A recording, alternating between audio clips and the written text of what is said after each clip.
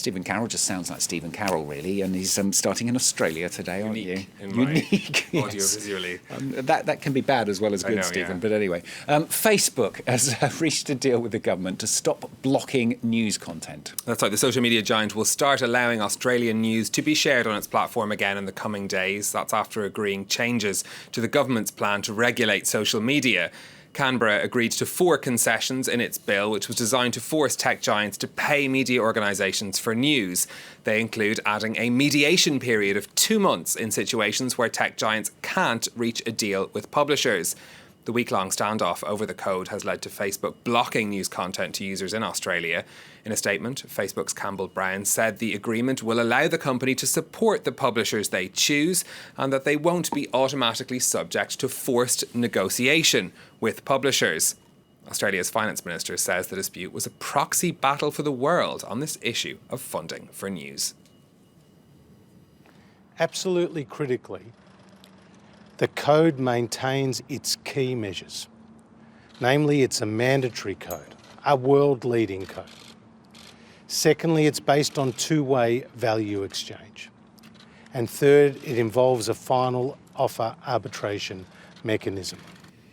Now, investigators in the US have been giving an update on the engine failure in Boeing plane in Colorado over the weekend. The National Transportation Safety Board says the damage to the fan blade on the Boeing 777 plane was consistent with metal fatigue.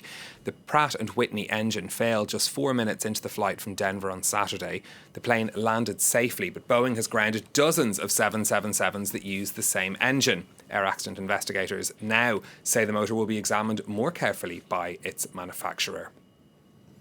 Well, meanwhile, the European Union's air safety regulator says another incident involving a Boeing plane in the Netherlands on Sunday was unrelated to what happened over Denver.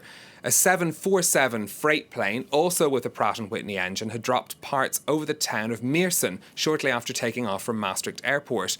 The EASA says after receiving more information on both incidents, there was no similarity between them. Now to the price of Bitcoin. It's actually slumped after hitting record highs in recent days, hasn't it? Yeah, according to the website CoinDesk, it's down over 10% today and is hovering just under $50,000. This news coming after the Federal Reserve Chief Janet Yellen described the cryptocurrency as inefficient and as a highly speculative asset, down almost 12% today.